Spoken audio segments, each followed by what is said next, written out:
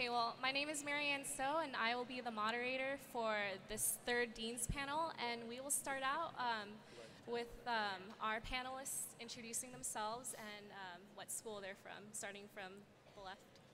Hi, I'm Jack Fuhrer. I'm the Associate Dean for Admissions from State University of New York at Stony Brook School of Medicine.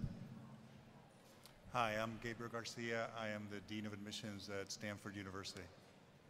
Good morning. I'm Francis Souza. I'm the Assistant Dean for Admissions and Student Development at UC Davis School of Medicine.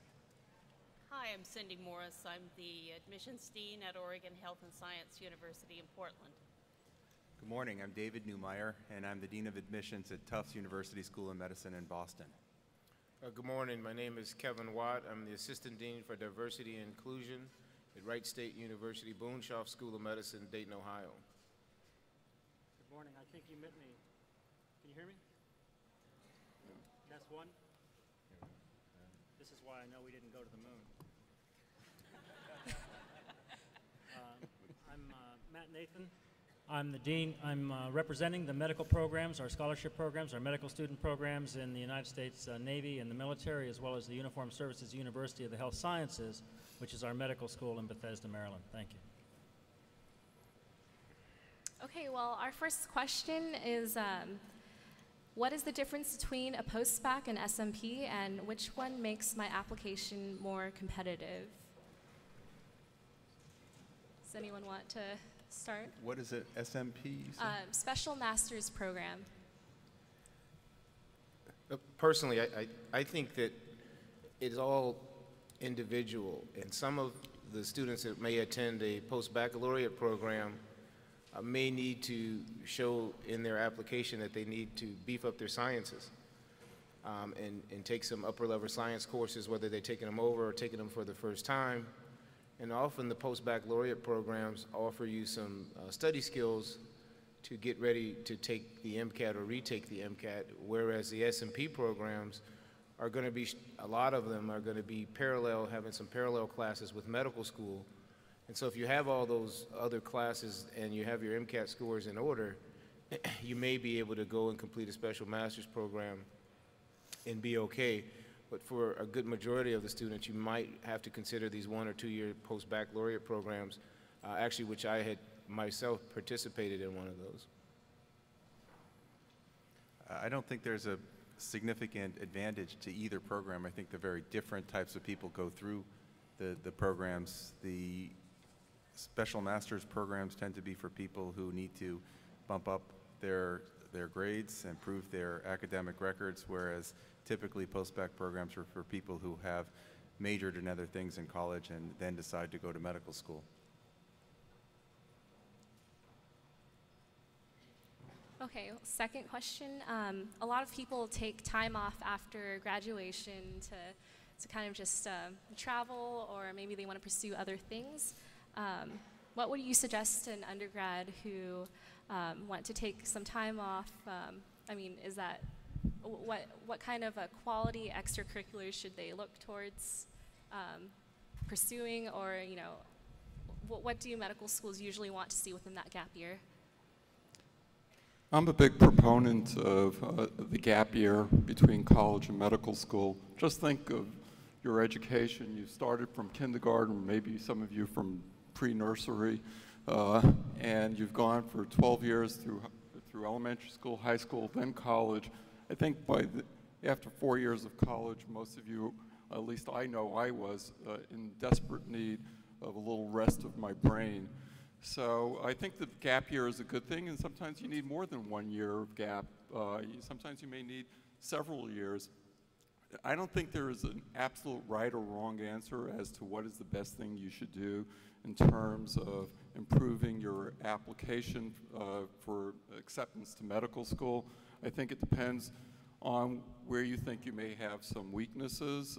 For instance, if through 4 years of college you've never once entered into a hospital or a doctor's office and have no healthcare experience and you have no idea of what you're getting into, that might be a good time to do that.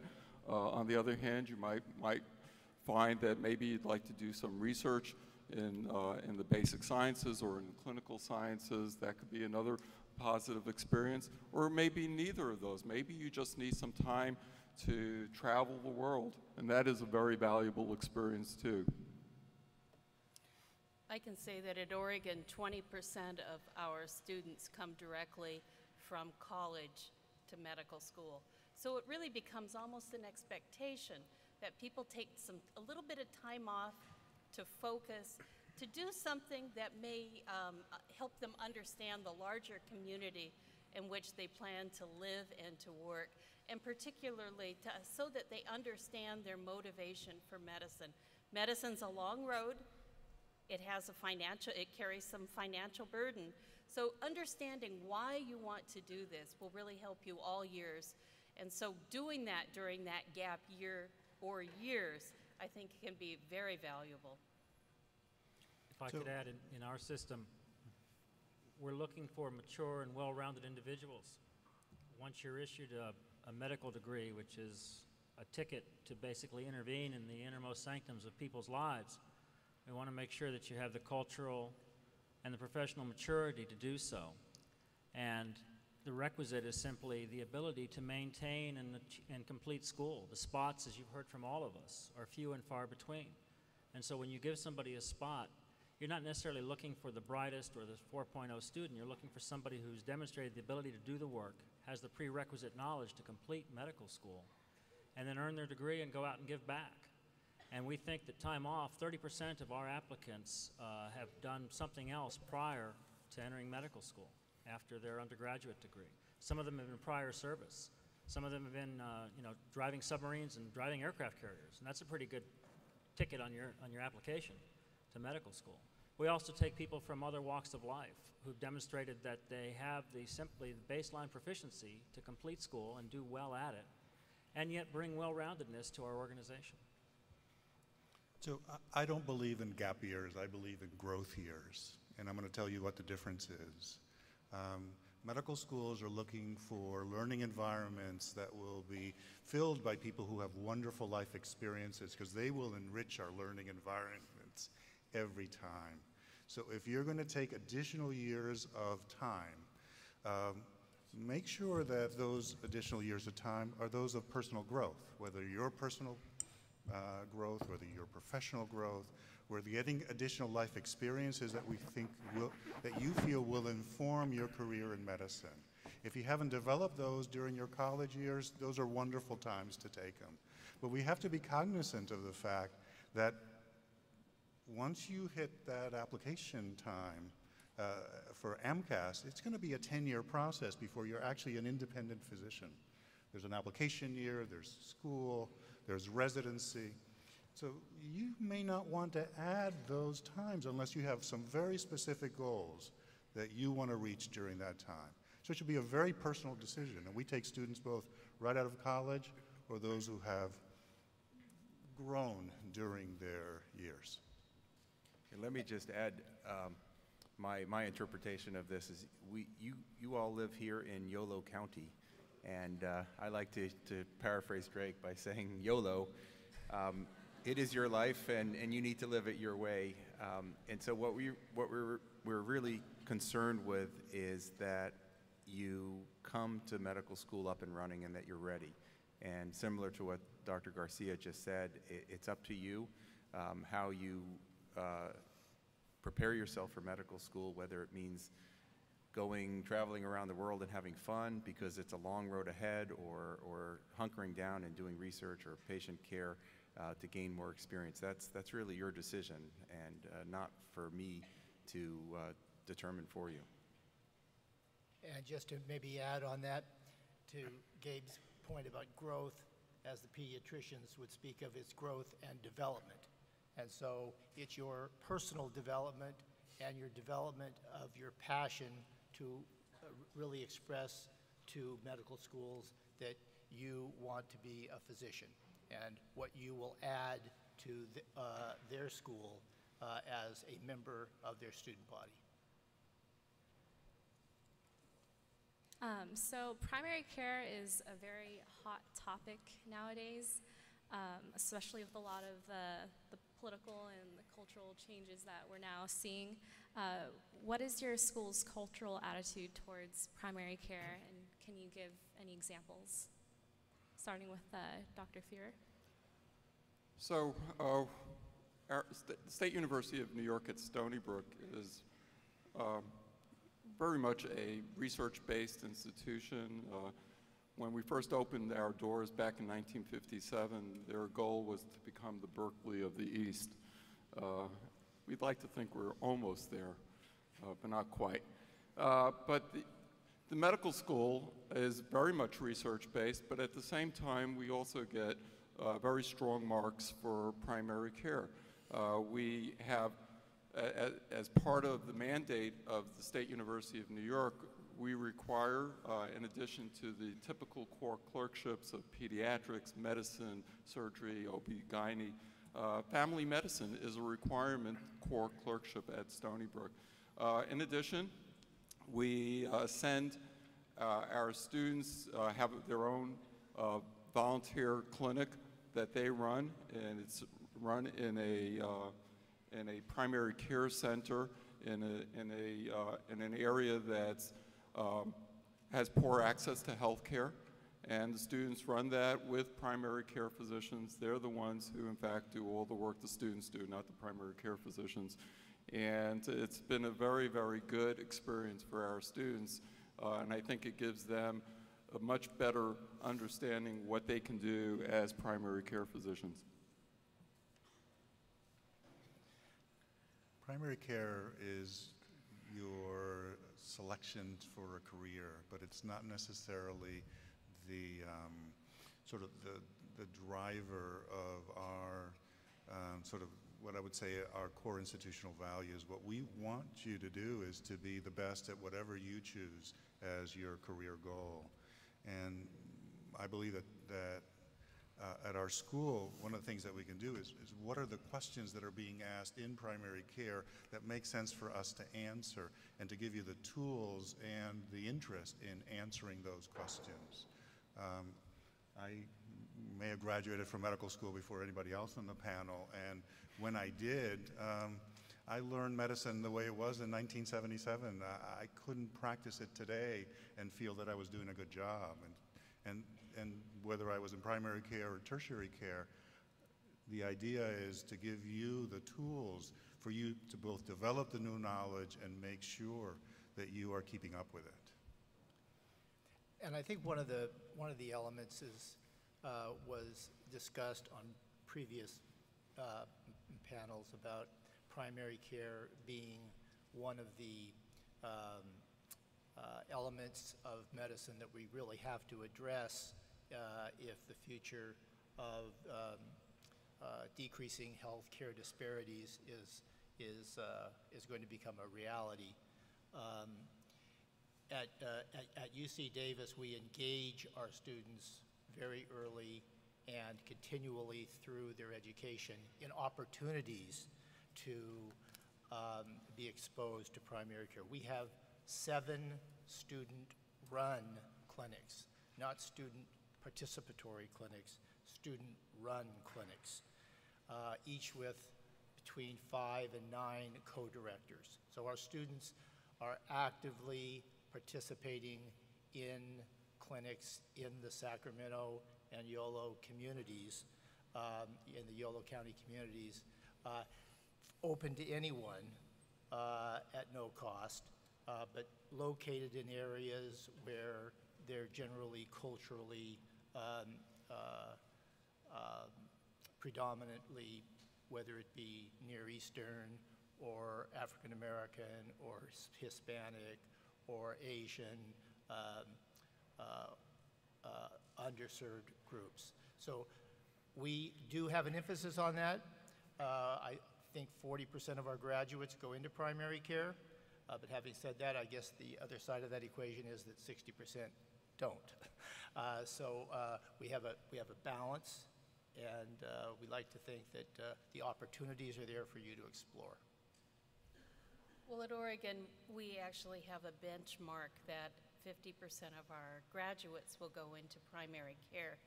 In part, this is driven by the fact that Oregon is a rather rural state.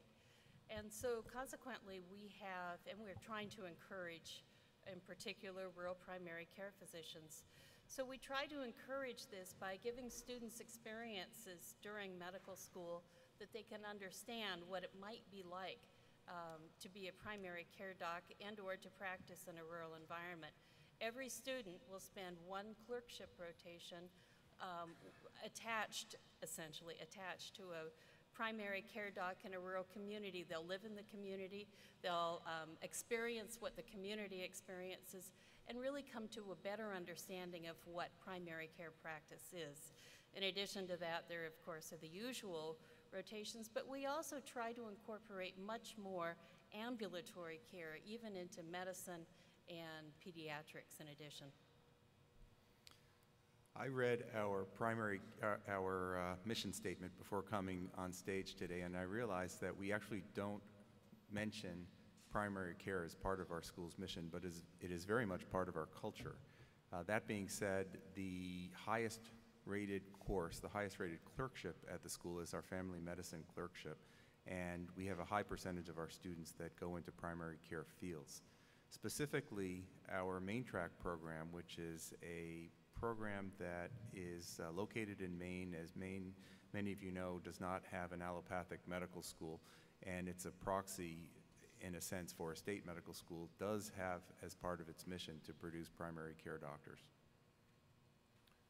At Wright State, the school's a little over 30 years old now, and part of the original mission was to increase the number of primary care physicians that were going to be in the workforce, particularly in Ohio. And we still hold true to that, although we have about 50% that are going to primary care and 50% that will go into specialties. But that is the basis of who we are, at least at Wright State. And we believe as a community-based medical school, and for those of you who don't know what that is, means that we don't necessarily have university hospital on campus, but we use 7 different community hospitals as our basis, that it's important for our students to work in those communities in which they live in. And the advantage, I think, in that is that, at least in my opinion, when you get ready to go to residency, if you go to a program where it's university and they just do it from the top down, you don't know any other way to do it when you get ready to go into residency, and so you don't know which kind of programs you may or may not apply to. In our situation, we're going to have community-based hospitals, smaller community-based, as well as the big level 1 trauma centers, and the advantage of that is that you get to see which kind of programs you like to work in when you're getting ready to apply to residency, and quite often people end up in a similar community into where they go to practice in residency for permanent your profession. I don't know about you all, but I sort of hate people who name drop. So I was chatting with President Obama not long ago. And it was really during the throes of healthcare reform. And he was visiting the Wounded Warriors, and I was escorting him around. And we were talking about the difference in the systems, the federal healthcare systems, the private sector. And one of the advantages I offered to him was that in our system, it's still primary care centric. All our patients are insured, and we try to funnel our patients in through primary care mechanisms. And so we try to stilt our training that way.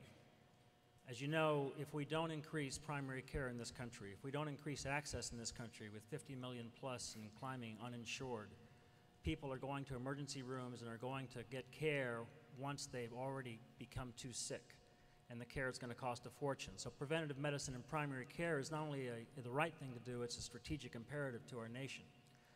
At the crux of our medical center back in Bethesda, Walter Reed, where we integrate with the NIH, the NCI, Georgetown, Hopkins, George Washington, there's specialists falling out of the woodwork, and it's a great place to learn some pretty esoteric specialties. But we, in our medical school systems, predominantly push for primary care because that's the system our medical ethos is predicated on. I happen to be a primary care specialist as an internist, and so I'm a big fan of that. But I hope if we can do nothing else, we can convince many of you to go into primary care. It is challenging. People leave it because they don't like having to be responsible for such a wide breadth of knowledge and having to understand a little bit about this and a little bit about that. and they get more comfortable and passionate in their interest of a certain part of the heart or the organisms or the body. But I hope I can make a pitch for primary care. It is challenging. The hours can be a little tougher than some specialties, but I think it's very rewarding. And I think what you've heard up here is that many schools and communities are looking at themselves as part of the greater community now. And if we're going to do that, we have to advocate primary care medicine. Thank you. So we are getting a lot of great questions through our Twitter account. Again, for those who are just joining us, it's hashtag ARCUCD if you would like to submit a question to our Dean's panel. A popular question that we are receiving right now is if for those who offer undergrad degrees, do you have a better chance getting into that medical school if you did your undergrad there? Well, I think that there's some advantage in that you should know the system, and you should have made yourself known somewhere in the medical school by the time you're getting ready to apply. And we certainly like to keep our own students. It just bodes well for, as we look at numbers and Board of Regents and all these kind of things. But I don't necessarily think that it's going to necessarily help or hurt you. I think when you apply to medical school, you have to look at the medical school's personality and understand, is that personality fit your personality? And that's, at least in my opinion, what you should be doing when you go on these interviews is just as the schools are interviewing you, you should be interviewing them, because you've got to make some decisions as to where you're going to go, and you're going to be associated with those institutions for the rest of your life. I would say at Tufts, you do have an advantage if you went to Tufts undergrad, in that when we look pretty much every year at the #1 university that's represented in our medical school class, it's Tufts. And I think it's partly because we know the students, we know the curriculum, and you know, we probably do favor our own students a little bit more, so that if you have similar grades and scores and experiences, the slight advantage will be towards the Tufts students. But that being said, we have students from all over the country and all over the world who represent our student body. So it's not a big advantage. So if one were to look at our numbers at Stony Brook, one might get the impression that, in fact, we do favor our students, because about almost 1/6 of the class are Stony Brook undergraduates. As it turns out, I'm not sure if that's a reflection of the fact that we in any way favor them. I don't think we do. I think it's more the fact that their experience as undergrads were so favorable that they chose to come to Stony Brook as their #1 school. As it turns out, we accept students from 60 different schools, or 60 or more different schools around the nation, including many from the state of California. This year, we had more than 10% of our class were Californians, and we had almost 28% of our class were from out of the state of New York, I should say. So it's a really diverse class, both geographically, from the colleges they went to, and from an ethnic and demographic perspective as well. I agree with Jack. Our experience is that there may be a minimal increased acceptance rate, but what really changes our class is that Stanford undergraduates more likely end up in our school. I think that the point that Kevin made about culture is very important. And getting a medical school that's the right fit for you, and the school knows that you are the right fit for it, are the most important. So having said that, if you're from Davis, it's a very good likelihood that you're going to know the culture of the school, and you're going to get to know our student interest groups, get to know our students, get to know our culture early. Having said that, I think that there are less than 1,200 medical school slots in California, and there are well over 5,000 to 6,000 applications each year that we receive. So the likelihood of you applying to a California school and getting in a California school is, you can do the math, as they said on the previous panel, about 1 in 5. So we do look at the entire application, and we like to look for students who are going to be leaders and active participants at every level of our program. Oftentimes, those are from UC Davis, but they can be from anywhere in the country. This next question is for Dr. Neumeyer. What are the most important qualities that you look for in an applicant during their medical school interview? Well, there's no single attribute that is most important. I think there's a certain level of intelligence that we're looking for. In order to be a physician, you have to be smart enough, but you certainly don't have to be brilliant. I can attest to that myself. I am not brilliant. I'm smart enough. I got through the whole process by working hard and having a lot of passion. And I would guess that probably all of the people representing the different schools on this panel will agree that we're looking for people who are smart enough, but people who are also willing to wake up in the middle of the night at 2 o'clock in the morning to take care of grandma when she gets sick. And you can be brilliant, but if you don't have the passion, then you're not going to make a good physician. On top of that, we're looking for people who have good personalities, people who are nice. And being nice is sort of a forgotten aspect of the admissions process. And to fit into the culture at Tufts, you really have to be pretty nice. The doctors who work there, the administration, the faculty, the students, we tend to be pretty nice people. And if you're not, you don't tend to do well in our process. If I could add into that, at least 3 schools on the panel today are using the multiple mini interview system, which gets to qualities and attributes of applicants that each individual school might be looking for. Maybe Cynthia's school in Oregon is looking for certain qualities. Gabe's at Stanford might be looking for other qualities, and we at UC Davis might be looking for others. So by having the multiple mini interview, which, pardon me, but it's sort of like a blend of speed dating and reality TV. It's fun for the applicants. You get to be yourself. It's blinded, so we don't know what undergraduate institution that you went to. We don't know what your GPA was. We don't know what your MCAS scores were. And having done thousands of interviews by the traditional system, I can tell you that when you have that information, it changes the nature of the interview. And so the MMI goes for individual qualities, depending on the institution, and it's blinded so that you are yourself and you bring your set of experiences, attributes to the interview, and you can show the school who you are. And I want to follow up on what Frank just said. So we are looking for people who are academically ready to succeed and have the life experiences that we want to enrich our student body and have the personal qualities that we think will serve them well in the profession. It's not a select one from each column. Okay? It's select all columns. Okay? And so we should set the bar high. And the reason why we set the bar high is that you expect your physician to, in fact, deliver high-quality professional care. And so when we set the bar high, we are actually serving you in order to do that. So your job is to aim high, aim for excellence at all times.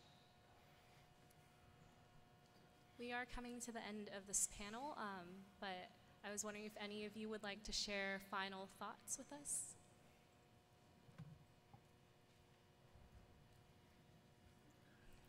Since nobody said anything, but I think for you guys, depending on your job is to be a student. And that job is to be the best student you can be at all times. And that goes from your academics to your social life on campus, wherever that might be, and to be professional in everything that you do. With the social media, be very careful. And don't do anything or put anything out there that you don't want your mother or grandmother or those folks that you respect to that level to know about you. Because the admissions committee, particularly our students on our committees, look at that and they bring it to us. And you don't want something like that to change the direction of your life. I just want to say thank you all for coming and thank you for having me here. It's really wonderful to see so many people still interested in going into medicine, despite all the things that you read on TV and in the newspaper, you see on TV and read in the newspapers. It's a challenging time in medicine these days, given all the unpredictable changes that will likely occur. But medicine is still an incredibly exciting field and incredibly gratifying, and it's really nice to see so many bright, energetic faces out in the audience today, still willing to enter into this profession. And yes, sir, as I said in my comments, thank you for your passion and your interest. As you pursue it, you'll be very proud of everything you've learned. You'll be very humbled by what you haven't learned and what you don't know. But you will be on a trajectory to be the pillars of your community. You'll be on a trajectory to be those folks who are looked at as those who make a difference and shake and move the community as members of the healing arts. So live your life accordingly. You're not striving for perfection. You're simply striving for an integrity level and a decency level that allows you to intrude and insert yourself in the most serious and sensitive of times in other people's lives. And I congratulate you for it. And I look forward to you when I am 60, 70, 80 years old, and you're taking care of me, and you're saying, I remember you. And so I'm going to be nice to you. So thank you in advance for how you're going to hold my hand as I pass this world.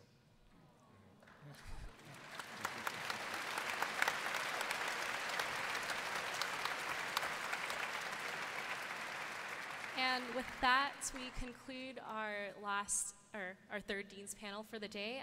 Let's give another round of applause for all our panelists.